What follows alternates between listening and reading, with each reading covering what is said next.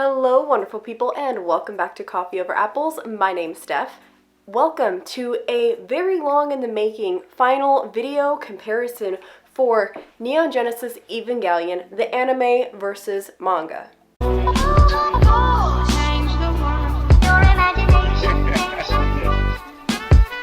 It could change the world. Now, just to be clear, I have two things to say before I get started. One, that this is not a review of the series, but rather a comparison between differences in the anime adaptation and the manga adaptation. I will not be giving most of my personal opinions on this video. It is just clear differences throughout the story, and so things will not be in chronological order, and if you've never seen this anime before or read the manga, there will be spoilers throughout this video. Also, this is my second time attempting to make this video. The first time I did it, I really didn't get very far and spent 20 minutes just comparing the very first volume to the very first 2 to 3 episodes of the show. So we're going to talk about major differences throughout the entire series.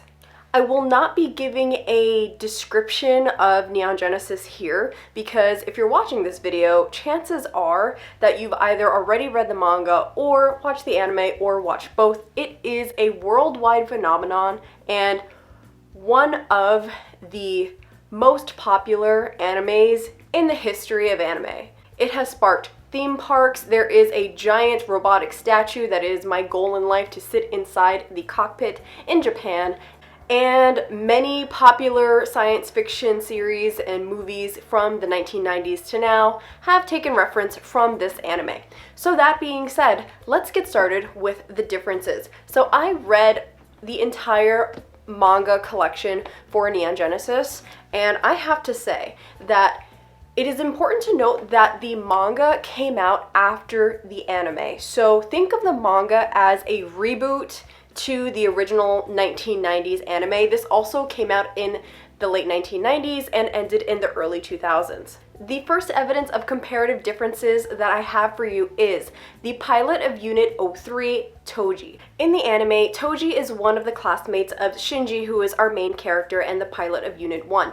Toji is selected as the pilot for Unit 3. In the anime, once Toji's Eva ends up turning into an angel, Shinji is ordered by his father and commander to destroy the angel during the angel attack, in which his Eva goes berserk. In the anime, Toji is saved. He is hurt during the interaction, but he is not entirely harmed. In the manga version, Toji doesn't make it. Toji actually passes away and is one of the first main character fatalities that we have within the manga, which then goes on to fuel more irritation between Shinji and his father and continues to strain their relationship, as Shinji blames his father for the death of one of his very few best friends. Staying on that train of Shinji's classmates and how the pilots are selected, it actually turns out that throughout the manga, we are explained that every single classmate within Shinji's school is actually a subject from the Marduk Institute. The Marduk Institute is the organization that we know Kaji was a sleeper agent for the Japanese government and that he was investigating the Marduk Institute to find out whether this is actually a legitimate company or whether they were a false pretense for something else. We learn that the Marduk Institute is actually a company that has been falsified by NERV in order to loosen the connection between NERV and the creation of the pilots. So it turns out, we find out that almost every child within Shinji's school is actually a child of one of the adults working within NERV, usually a selected scientist.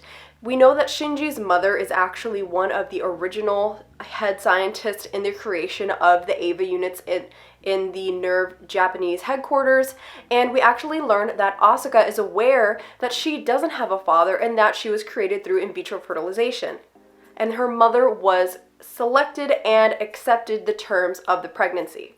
Hence why Asuka continues to have so many struggles in wanting to build a relationship with her mother and why her mother chooses to commit suicide, dealing with the idea that she knew exactly what the culminating aspect of the NERV program was going to be. In the anime, Asuka is introduced as the pilot of Unit 2, and she is given a grand entrance through the battleship episode in which she fights and destroys an angel on top of a fleet of UN battleships. In the manga, we do get a small glimpse of that through about 2 pages, but that is not how Asuka is introduced. Asuka is introduced in the manga at an arcade in which she is violently beating up a vending machine or a crane game in order to win a specific toy that she wants, and she ends up beating up some guys who were like gangsters or ruffians. So we do get a little bit of a peek at the events that happened within the anime adaptation episode, but that battle with the sea angel doesn't actually happen in the manga in its full context. The living situation between Shinji and Asuka is a little bit different in the manga versus the anime. So in the manga, we actually have Shinji and Asuka directed by Misato to live in NERV headquarters, especially for the few episodes where they are learning to coordinate with each other in order to defeat an angel synchronously. In the anime, Asuka and Shinji are coordinating at the same time. However, they are living with Misato at Misato's household. So there's a little bit more privacy given to Asuka and Shinji while they're living at the NERV headquarters. However, the relationship develops very differently, which leads us into a conversation about Shinji's relationship with Rei versus Shinji's relationship with Asuka. In the anime, it's very clear that the purpose for Asuka and Shinji is to become the next Adam and Eve. So at the end of the anime, if you end up watching the official ending through the end of Evangelion, which was the movie ending adaptation, we learn that Asuka and Shinji were actually left in order to revitalize the human race. However, in the manga, Asuka and Shinji do not have the same relationship. Asuka does have different tendencies to show that she does develop feelings for Shinji, but the manga spends much more time developing a relationship between Shinji and Rei. Shinji and Rei actually start to develop a romantic relationship in which they are seen holding hands and meeting at different locations at NERV headquarters. Rei does spend quite a few chapters struggling internally as to what it means to actually have a relationship, as we know from both the manga and the anime that Rei is a clone of Shinji's mother. However, she may not be fully aware that she is a clone of his mother, but she is aware that she is lacking central human emotions because she was built to be a fighter and the pilot of Unit 0. In the new sets of movies that Evangelion has put out, where it's rebooting the entire series for a second time, we see a lot more development between Shinji and Rei's relationship as a potential couple. At the end of the manga, it is a completely different ending from the end of Evangelion, and I'm sure that it might be different from the ending should we actually ever get the 3.0+1 final movie installation for the Evangelion last reboot. But the ending of the manga doesn't end with the apocalypse. It doesn't end with Asuka and Shinji standing on the sea after the completion of the third impact.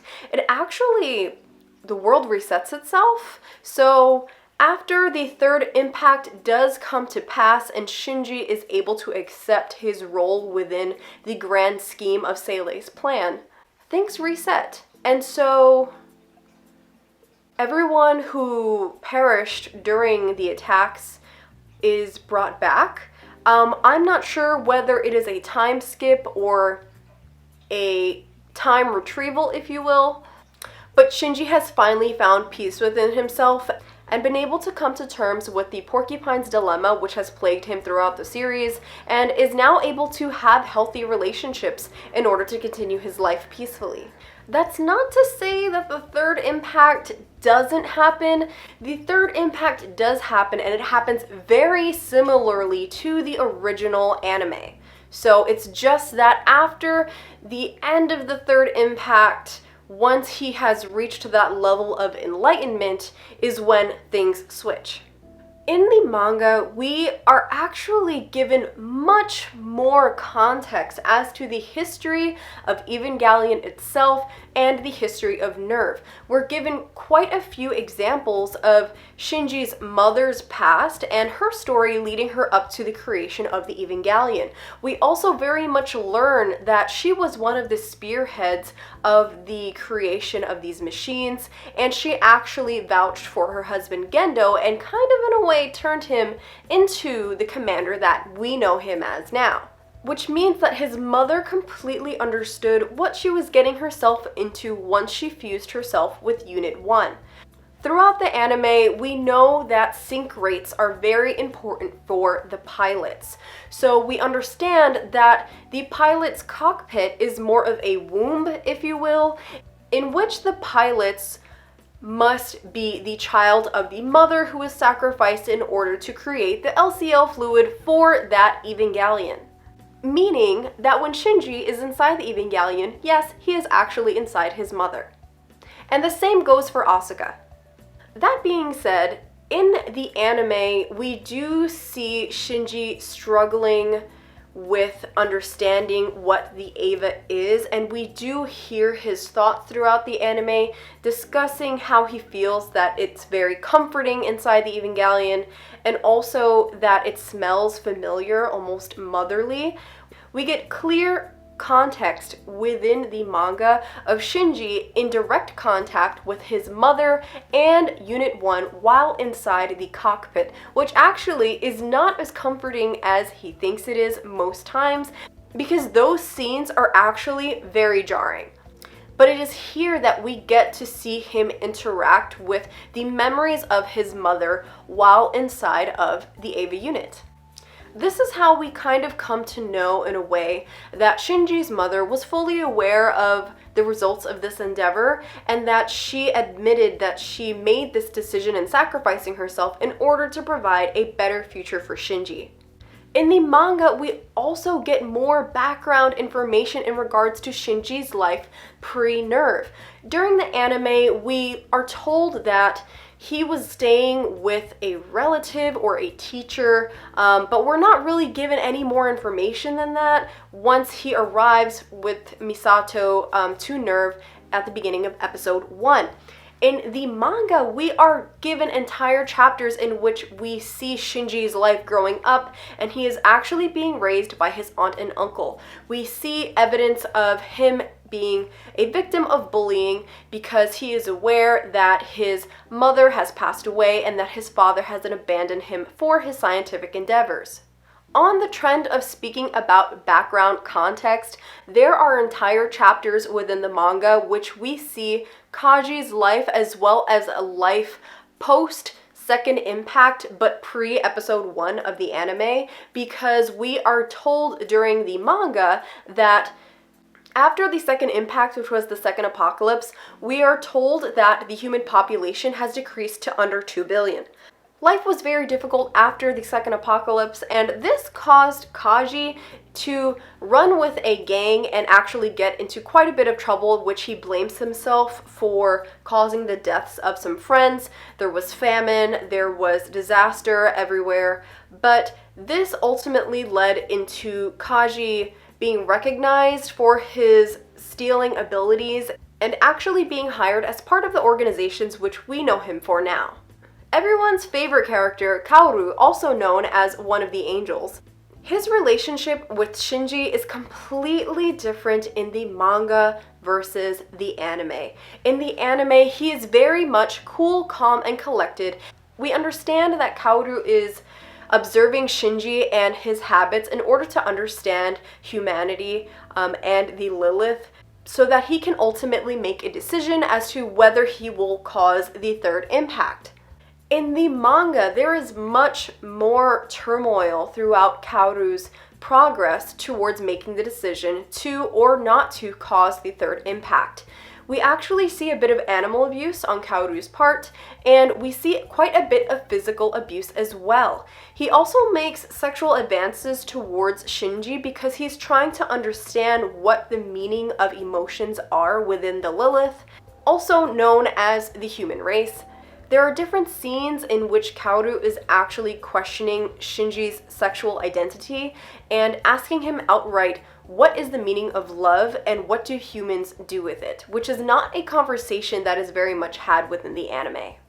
Ritsuko, also known as one of the head scientists for the NERF organization, actually ends up physically abusing Rei, who is the clone, simply because of grudges that she has because she wanted to have a sexual relationship with Shinji's father, Gendo, which doesn't very much happen in the anime in the aspect of the physical abuse. In the anime, we know that she does have feelings for Gendo, and we also know that Gendo had some sort of sexual tension or sexual relationship with her mother as well, but Ritsuko doesn't necessarily begrudge or do any physical harm to Rei. However, in the manga, she does become jealous of Rei's relationship with Gendo and then in so physically abuses her. So there's quite a few trigger warnings for this anime if you're still watching this and you've never seen it before. Alright you guys, so that is my video comparison of the differences between the manga and the anime for Neon Genesis Evangelion, one of, actually, strike that, my favorite anime of all time and favorite manga because I gave every single one of these volumes 5 stars.